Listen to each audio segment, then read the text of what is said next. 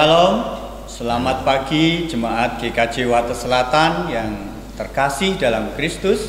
Saat ini kita akan melaksanakan ibadah keluarga minggu kedua tanggal 12 Juli 2020. Berkenaan dengan KLB pandemi COVID-19 dan mendasar pada ketentuan pemerintah dalam mensikapi dan mengurangi penyebaran virus corona, maka ibadah di GKJ Wates Selatan masih dilaksanakan dengan ibadah keluarga secara online. Warta, jemaat, dan pelayanan ibadah termuat dalam buletin gospel. Jemaat yang berada di rumah, mari kita memasuki ibadah dengan menyiapkan diri dalam saat teduh secara pribadi. Saat teduh kami persilahkan. Saat teduh cukup. Jemaat yang terkasih dimohon untuk bangkit berdiri, kita memasuki ibadah. Marilah kebaktian ini kita khususkan dengan pengakuan. Tuhan yang menciptakan langit dan bumi adalah sumber pertolongan kami. Kasih karunia dan damai sejahtera dari Allah Bapa kita dan Tuhan Yesus Kristus ada pada saudara sekalian.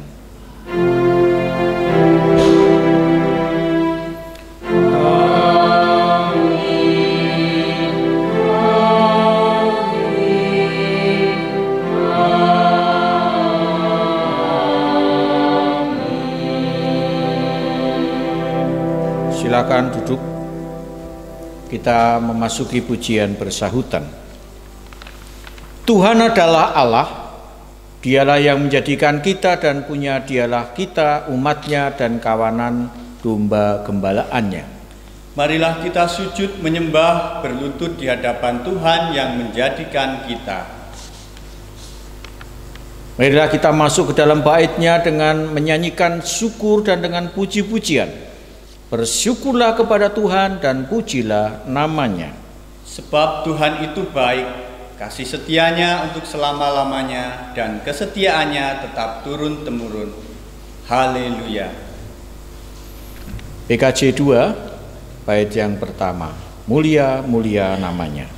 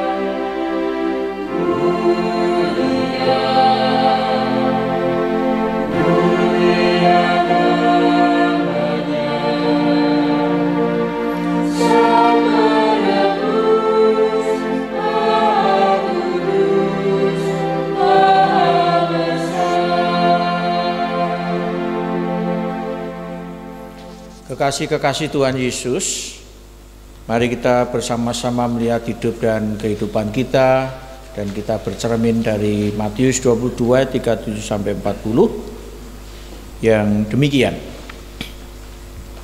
Jawab Yesus kepadanya, "Kasihlah Tuhan Allahmu dengan segenap hatimu dan dengan segenap jiwamu dan dengan segenap akal budimu. Itulah hukum yang terutama dan yang pertama. Dan hukum yang kedua yang sama dengan itu ialah kasihilah sesamamu manusia seperti dirimu sendiri. Pada kedua hukum inilah tergantung seluruh hukum Taurat dan kitab para nabi. Kita bersama-sama menyatakan pengakuan dosa kita dengan secara bersahutan. Marilah kita menyesali dosa-dosa kita.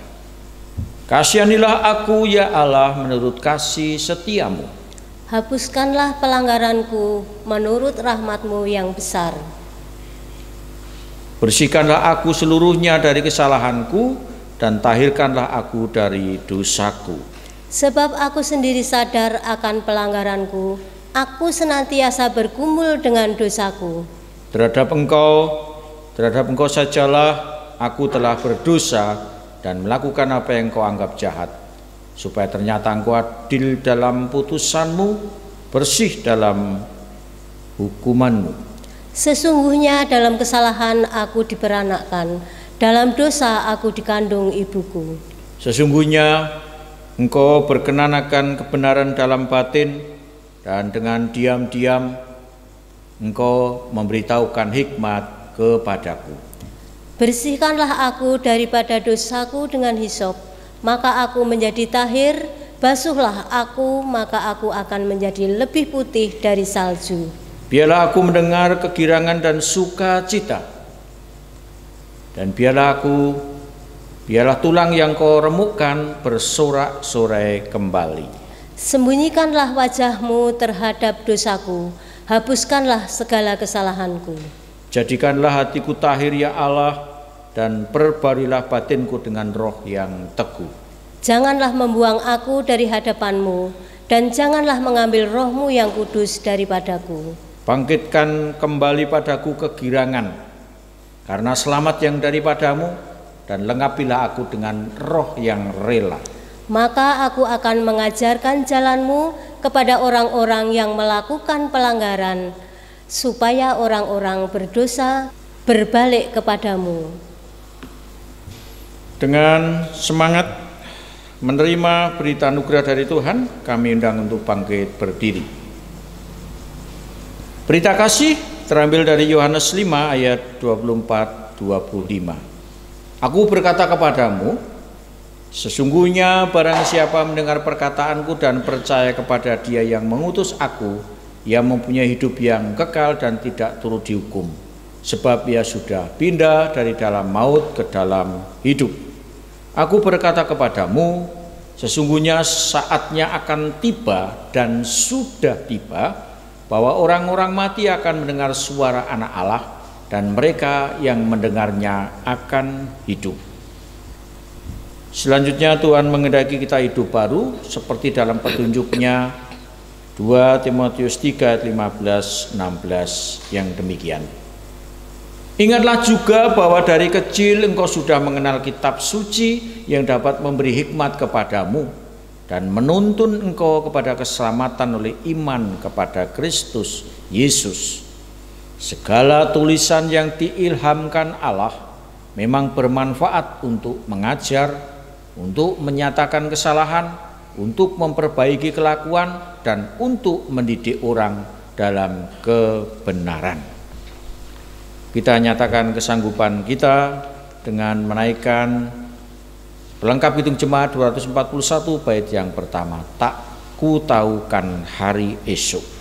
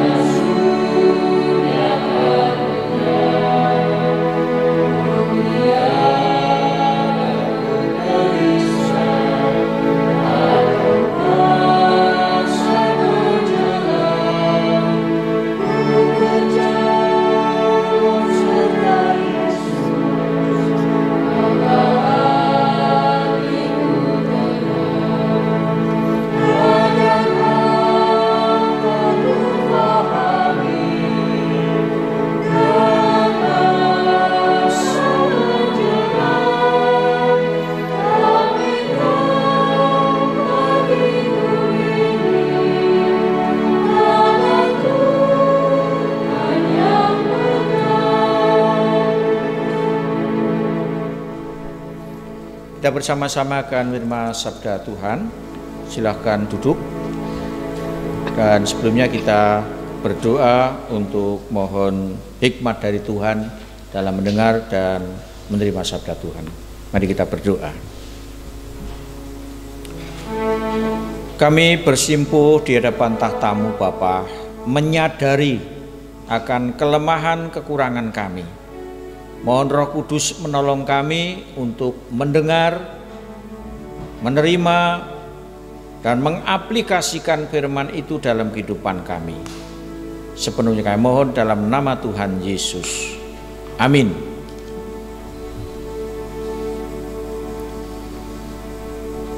Kita baca bersama-sama dari Matius 13 yang membawa kitab suci. Silahkan membuka Matius 13 ayat 1 sampai 9, 18 sampai 23. Yang demikian sabda Tuhan. Pada hari itu keluarlah Yesus dari rumah itu dan duduk di tepi danau. Maka datanglah orang banyak berbondong-bondong lalu mengerumuni dia, sehingga ia naik ke perahu dan duduk di situ, sedangkan orang banyak semuanya berdiri di pantai. Dan ia mengucapkan banyak dalam hal perumpamaan kepada mereka. Katanya, adalah seorang penabur keluar untuk menabur. Pada waktu ia menabur, sebagian benih itu jatuh di pinggir jalan. Lalu datanglah burung dan memakannya sampai habis. Sebagian jatuh di tanah yang berbatu-batu dan tidak banyak tanahnya. Lalu benih itu pun segera tumbuh karena tanahnya tipis. Tetapi setelah matahari terbit, layulah ia dan menjadi kering karena tidak berakar. Sebagian lagi jatuh di tengah semak duri. Lalu makin besarlah semak itu dan menghimpitnya sampai mati. Dan sebagian jatuh di tanah yang baik lalu berbuah. Ada yang 100 kali lipat, ada yang 60 kali lipat, ada yang 30 kali lipat. Siapa bertelinga, hendaklah ia mendengar. 18 sampai 23. Karena itu dengarlah arti perumpamaan penabur itu. Kepada setiap orang yang mendengar firman tentang kerajaan surga tetapi tidak mengertinya, datanglah si jahat dan merampas yang ditaburkan dalam hati orang itu. Itulah benih yang ditabur di pinggir jalan. Benih yang ditabur di tanah yang berbatu-batu ialah orang yang mendengar firman itu dan segera menerimanya dengan gembira. Tetapi ia tidak berakar dan tahan sebentar. Apabila datang penindasan atau penganiayaan karena firman itu, orang itu pun segera murtad. Yang ditaburkan di tengah semak duri ialah orang yang mendengar firman itu, lalu kekhawatiran dunia ini dan tipu daya kekayaan menghimpit firman itu sehingga tidak berbuah. Yang ditaburkan di tanah yang baik ialah orang yang mendengar firman itu dan mengerti, dan karena itu ia berbuah. Ada yang 100 kali lipat, ada yang 60 kali lipat, dan ada yang 30 kali lipat. Demikian bacaan firman Tuhan hari ini. Yang berbahagia adalah mereka yang senantiasa mendengarkan firman Tuhan dan firman itu menjadi bagian di dalam kehidupannya. Haleluya.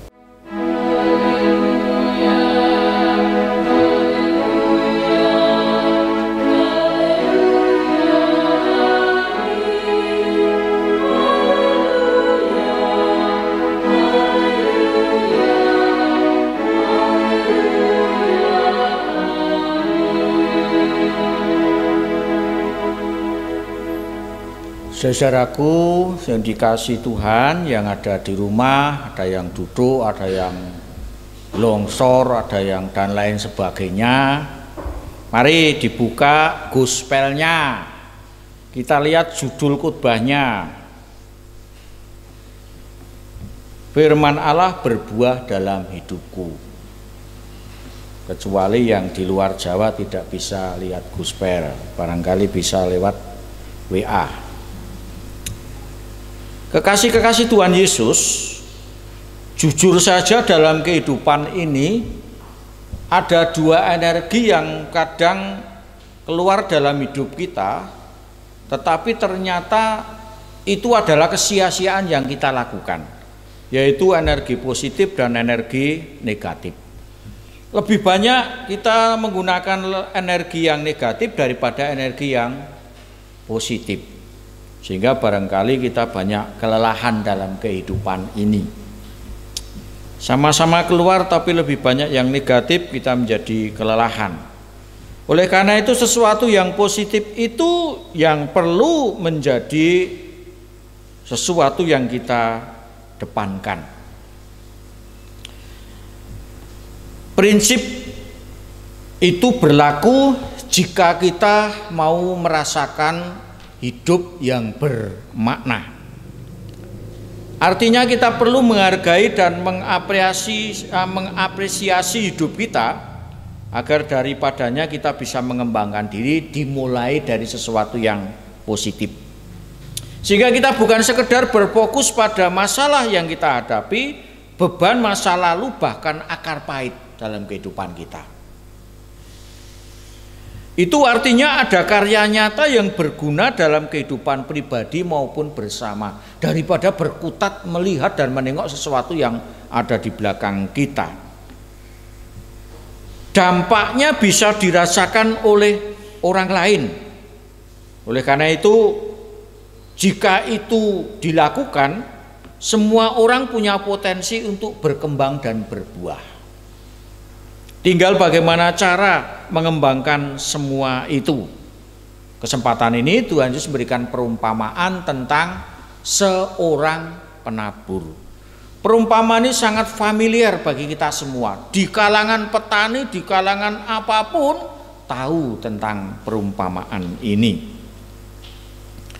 Dalam perumpamaan itu Tuhan Yesus melukiskan bagaimana sosok manusia di dunia ini yang digambarkan dengan 4 lahan. Dan kenyataan ini sering terjadi di dalam kehidupan kita. Beberapa gambaran lahan yang menjadi gambaran orang-orang di dunia ini. Lahan yang pertama adalah tanah yang berada di pinggir jalan. Sosok manusia di tanah di pinggir jalan ini adalah tanah di pinggir jalan itu mesti tanahnya keras, karena sering diinjak-injak orang. Oleh karena tanahnya keras, benih yang ada di tanah itu belum sempat tumbuh, akhirnya dimakan ya burung ya bisa, bebek ya bisa, ayam ya bisa, dan lain sebagainya. Benih pun itu gagal tumbuh dan berbuah karena tanahnya keras, sebelum tumbuh sudah dimakan binatang. Itu berarti firman Tuhan yang diterima sebelum bertumbuh sudah dicuri oleh iblis. Tanah yang kedua adalah tanah yang berbatu-batu. Tanah yang berbatu-batu artinya tanahnya itu ada tetapi tipis. Memang ada tapi lapisannya tipis. Pertanyaannya, apakah benih itu bertumbuh? Bertumbuh, tetapi tumbuhnya hanya sebentar saja. Persediaan air, persediaan nutrisi sangat terbatas. Oleh karena itu ketika kita menanam dalam sebuah media pot, mau tidak mau harus mengasih pupuk, air dan seterusnya. Berbeda ketika langsung tanpa media pot. Oleh karena itu di tanah yang berbatu ini tumbuh sebentar tetapi kemudian layu, kering pada saat matahari terbit. Gambaran matahari terbit menyengat adalah gambaran tentang kesulitan-kesulitan hidup, tentang pergumulan ekonomi, pergumulan tentang penyakit, pergumulan tentang pandemi COVID-19, pergumulan tentang penganiayaan dan godaan-godaan di dunia. Saya senang kalau ada WA yang menuliskan sekarang itu banyak yang tergoda, terutama laki-laki, harta, tahta, dan sepeda, katanya begitu. Karena sekarang banyak yang goes. Ternyata yang goes tidak hanya laki-laki tapi juga perempuan. Begitu cepat seseorang dapat antusias dan menunjukkan kegembiraan terhadap firman Tuhan, puji Tuhan, haleluya, amin. Tapi itu hanya sebentar, hanya berlaku sebentar, seperti embun yang terkena sinar matahari. Indah, tetapi hanya sekejap saja. Begitu banyak persoalan yang ia alami, ia kemudian segera menyangkal, mengelak, bahkan bisa disebut firman Tuhan murtad. Ayat yang ke-21, itu tanah yang berbatu-batu. Media yang berikutnya, gambaran yang berikutnya adalah sosok manusia yang digambarkan seperti tanah yang bersemak duri. Tanah yang bersemak duri ini lebih beruntung daripada tanah yang berbatu. Tanah itu memang subur, namun sayangnya ditumbuhi oleh semak dan duri, di mana semak dan duri itu ikut menyerap air, ikut nebeng dalam nutrisi yang dimakannya. Bisa jadi semak, onak, dan duri itu menghalang-halangi sinar matahari yang harus diterimanya, dan tanaman itu tidak bertumbuh dengan baik. Lama-kelamaan akhirnya mati, dihimpit oleh semak duri. Semak duri menggambarkan kekhawatiran di dunia yang membelit dan mematikan kehidupan benih yang akan tumbuh itu. Kekhawatiran menjadi persentase terbesar dalam kehidupan manusia. Siapa sih di antara kita yang tidak khawatir dengan yang saat ini kita alami? Baru saja pergi langsung cuci tangan, baru saja pergi langsung ganti pakaian, baru saja pergi langsung mandi. Kalau perginya berkali-kali berarti harusnya mandinya juga berkali-kali. Saking khawatirnya dalam kehidupan. Sekarang di mana-mana yang namanya sabun cuci itu laris. Yang namanya sabun cuci tangan, air keran itu laris sekali di mana-mana. Itu oleh karena apa? Salah satunya adalah protokol kesehatan, tapi sisi lain adalah kekhawatiran. Kekhawatiran yang membelit dan mematikan kehidupan. Itulah sosok tanah semak berduri. Yang keempat adalah tanah yang subur. Benih itu tanah yang subur mesti saja berkembang, bertumbuh, dan berbuah dengan baik. Bahkan dikatakan di Alkitab tanah yang subur itu berlipat-lipat sampai 100 kali lipat, 60 kali lipat, 30 kali lipat, menunjukkan limpahnya tanaman yang berbuah. Saudaraku, panjenengan bisa tahu berlipat-lipat ini seumpama satu biji yang kemudian menjadi butiran biji yang banyak sekali. Satu biji padi menjadi banyak sekali padi. Satu biji gandum menjadi beribu-ribu gandum. Perbedaan 100 kali lipat, 60 dan 30 ini tidaklah terlalu penting, tetapi yang ditekankan adalah hasilnya memuaskan di tanah yang subur. Bukan masalah 100, 60 dan 30 lipat itu. Tanah yang subur menggambarkan ada kesungguhan menjadi pendengar firman Allah yang baik. Menjadi pendengar itu lebih sulit daripada menjadi pembicara. Terbukti ketika sedang berkhotbah mesti ada yang ngomong. Itu salah satu bukti kalau menjadi pembicara lebih mudah daripada mendengar. Tetapi kalau ditawari mari sekolah teologi atau menjadi majelis, langsung 100% balik kanan untuk tidak mau. Padahal jati diri manusia itu sesungguhnya diciptakan Tuhan banyak menjadi pembicara, bukan menjadi pendengar. Kita baru ngomong supaya didengarkan saja, orang tidak mau mendengar sudah nyaut, sudah lebih dulu ngomong. Jemaat yang dikasihi Tuhan, perumpamaan tentang penabur ini mengerucut pada satu kesimpulan. Tanah yang dikehendaki penabur itu adalah tanah yang subur. Adakah di antara kita ketika menanam, oke, saya tak tanam di atas batu saja, barangkali kita bikin bonsai? Tidak juga, bonsai tidak diawali dari itu. Tanah yang subur yang dikehendaki. Seperti tanah yang subur dan tanah, 4 media tanah ini menjadi renungan bagi kita sekalian. Di antara 4 media tanah ini, kita masuk yang mana?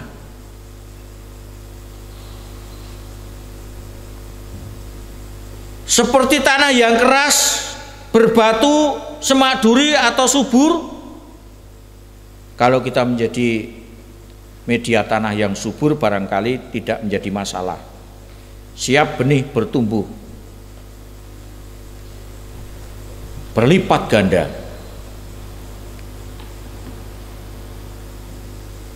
Namun demikian, jika di tanah yang subur ternyata benih tidak bertumbuh, mesti ada sesuatu yang perlu kita renungkan.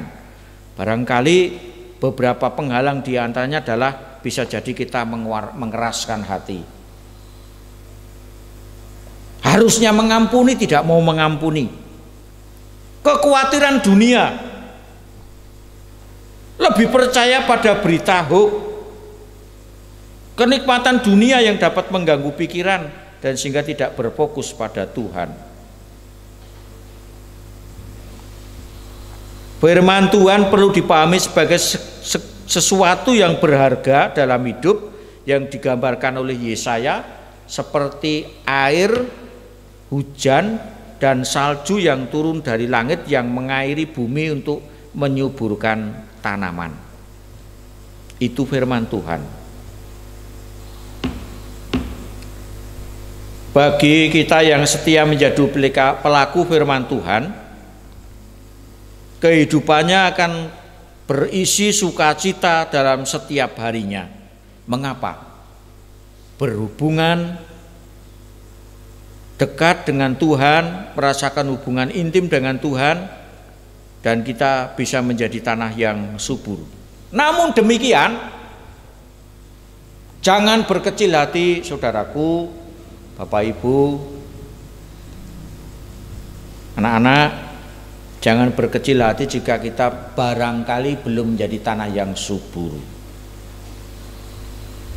Bisa saja saat ini kita menjadi tanah yang keras, atau tanah berbatu atau semak berduri. Banyak persoalan yang ada di depan kita, pesimis untuk subur, pesimis untuk berlipat ganda. Bahkan dalam kondisi seperti ini ada saudara kita yang sudah dirumahkan, ada saudara kita yang berusaha berjualan tanpa ada yang membeli, berwirausaha tanpa punya pengalaman, anak sedang membutuhkan biaya sekolah yang banyak, anggota keluarga yang membutuhkan biaya perawatan sakit, dan lain sebagainya. Dalam hal inilah mari melihat kebaikan demi kebaikan menjadi hal yang penting. Energi positif yang bisa membangkitkan menjadi tanah keras itu menjadi tanah yang subur. Tanah berbatu itu menjadi tanah yang subur. Karena apa? Paulus pernah bersabda, Tuhan pernah bersabda lewat Rasul Paulus yang demikian, Roma 8 ayat 11, Dan jika roh Dia yang membangkitkan Yesus dari antara orang mati diam di dalam kamu, maka Ia yang telah membangkitkan Kristus Yesus dari antara orang mati akan menghidupkan juga tubuhmu yang fana oleh rohnya yang diam di dalam kamu.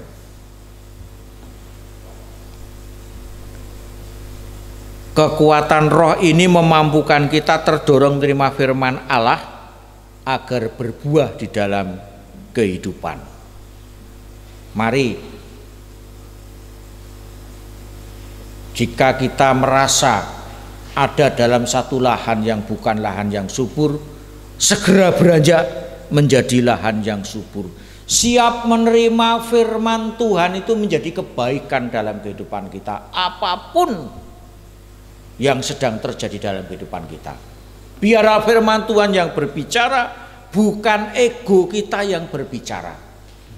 Karena saya yakin firman Tuhan yang berbicara menjadikan firman Tuhan itu menjadi berbuah dalam kehidupan kita. Dan saat berbuah tergantung dari medianya, tergantung dari kita.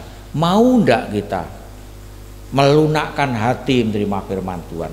Mau enggak kita menggemburkan kehidupan kita supaya ditaburi firman Tuhan? Bukan mengeraskan, tapi menggemburkan, supaya boleh bertumbuh, berbuah, dan berguna bagi sekitarnya. Mari jadilah lahan yang subur. Amin.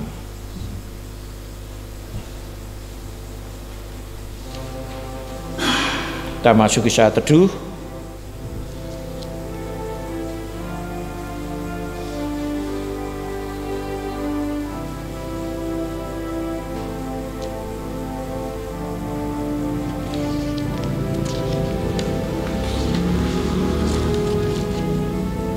Saat teduh cukup. Jemaat yang dikasihi Tuhan, kami undang untuk bangkit berdiri bersama dengan seluruh umat percaya di muka bumi. Marilah kita memperbarui pengakuan iman kita dengan bersama-sama mengucapkan pengakuan iman rasuli. Aku percaya kepada Allah Bapa yang Maha Kuasa, Khalik langit dan bumi, dan kepada Yesus Kristus, anaknya yang tunggal Tuhan kita, yang dikandung daripada Roh Kudus, lahir dari anak darah Maria, yang menderita di bawah pemerintahan Pontius Pilatus, disalibkan, mati dan dikuburkan, turun ke dalam kerajaan maut. Pada hari yang ketiga, bangkit pula dari antara orang mati, naik ke surga, duduk di sebelah kanan Allah Bapa yang Maha Kuasa, dan akan datang dari sana untuk menghakimi orang yang hidup dan yang mati. Aku percaya kepada Roh Kudus, gereja yang kudus dan am, persekutuan orang kudus, pengampunan dosa, kebangkitan daging, dan hidup yang kekal. Amin. Jemaat kami persilahkan duduk kembali. Mari kita tunduk kepala menghadap Tuhan di dalam doa syafaat. Mari kita berdoa.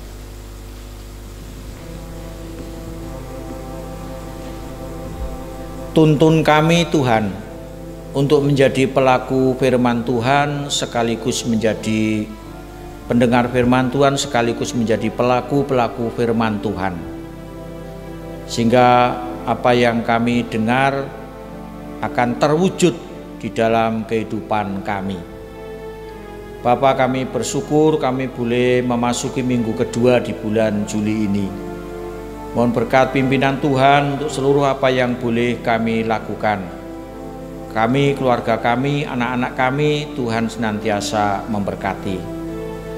Teringatkan saudara kami yang tidak bisa melakukan ibadah seperti kami, baik ibadah secara virtual maupun ibadah dengan media cetak, baik dalam kondisi yang terbatas di antara kami semua. Engkau memberkati. Sisi lain kami boleh bersyukur, kami boleh beribadah bersanding dengan suami, istri, dan anak-anak kami, bahkan orang tua kami. Terima kasih ya Tuhan. Mereka yang tidak bisa beribadah secara normal seperti kami, Engkau memberkati ya Tuhan. Terus menerus Engkau memberkati Ibu Mujiastuti Sukaryono dalam perawatan suami tercinta Bapak Sukaryono, Engkau memberkati. Demikian pula Engkau memberkati Bapak Thomas Dwiatmojo dalam perawatan keluarganya. Demikian pula terus-terus memberkati untuk kesempurnaan kesembuhan Ibu Budi Rahayu. Demikian pula Engkau memberkati untuk kesempurnaan kesembuhan anakmu terkasih Nanda dalam keluarga Ibu Wiwi, Bapak Suwardi, Engkau memberkati. Demikian pula Engkau memberkati saudara-saudara kami yang sudah lama mereka dirawat di rumah oleh keluarga mereka masing-masing tanpa terkecuali. Engkau senantiasa memberkati. Kami percayakan Ibu Suryanisi dalam perawatan keluarganya, Bapak Marjono.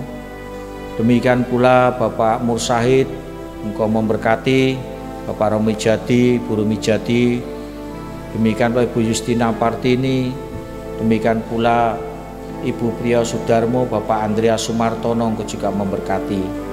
Bapak karuniai mereka untuk senantiasa berenergi secara positif, dijauhkan hanya berkancah dan bergumul dalam energi yang negatif yang merugikan kehidupan kami.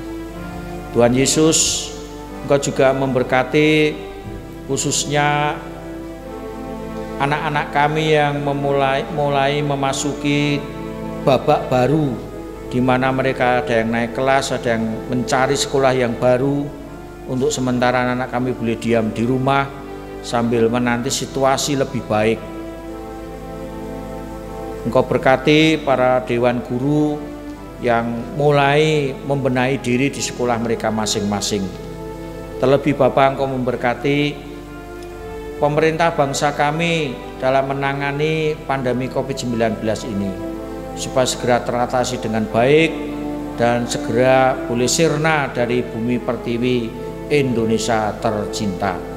Engkau berkati kebijakan-kebijakan yang diterapkan pemerintah, kiranya kebijakan-kebijakan yang tepat dan akurat, sehingga sungguh-sungguh kebijakan ini akan mengedepankan untuk kepentingan rakyat seluruh Indonesia. Berkati para pejabat dengan kearifan, kebijaksanaan, dan hikmat dari Tuhan. Bapak, Engkau juga berkati khususnya yayasan-yayasan Kristen dalam masa-masa seperti ini. Tuhan berkati supaya mereka boleh bergerak untuk merealisasikan kasih Kristus secara nyata, bukan hanya secara slogan saja, tetapi sungguh-sungguh menjadi misi utama dalam suasana keprihatinan seperti ini. Bapak, Engkau berkati selanjutnya untuk kehidupan kami, lindungi sertai kami dan proteksi kehidupan kami. Kami serahkan doa permohonan kami yang jauh dari sempurna ini, dan Engkau sempurnakan hanya di dalam nama Tuhan Yesus Kristus, Allah dan Juru Selamat kami yang hidup. Amin.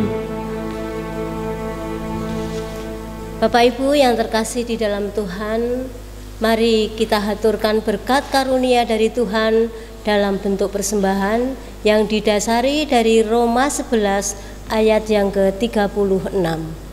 Sebab segala sesuatu adalah dari Dia, dan oleh Dia, dan kepada Dia. Bagi Dialah kemuliaan sampai selama-lamanya. Di dalam mengaturkan persembahan, mengumpulkan persembahan diiringi dengan nyanyian Kidung Jemaat 363 bait yang pertama. Bagi Yesus kuserahkan.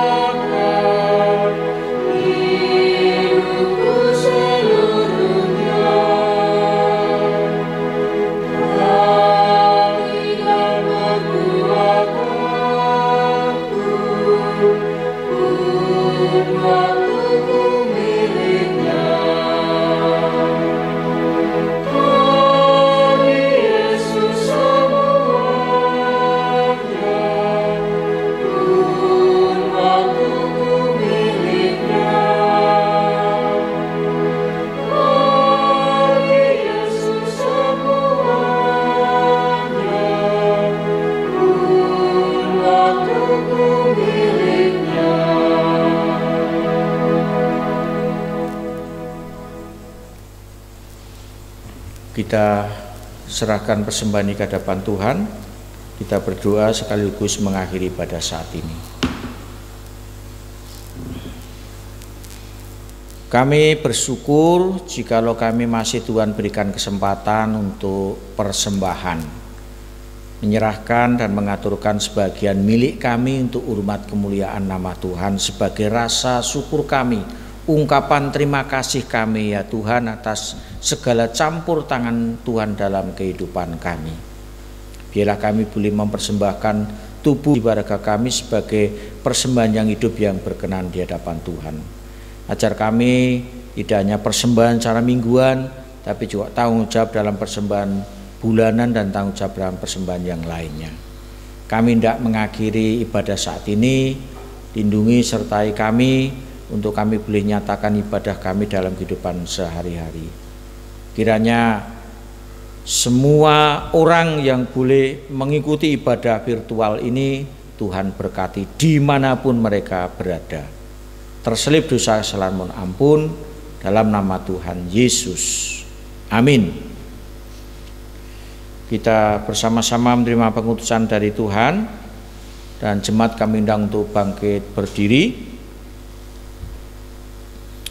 Dengan hitung jemaat 370 kita akan menerima pengutusan dari Tuhan. Ku mau berjalan dengan juru selamatku.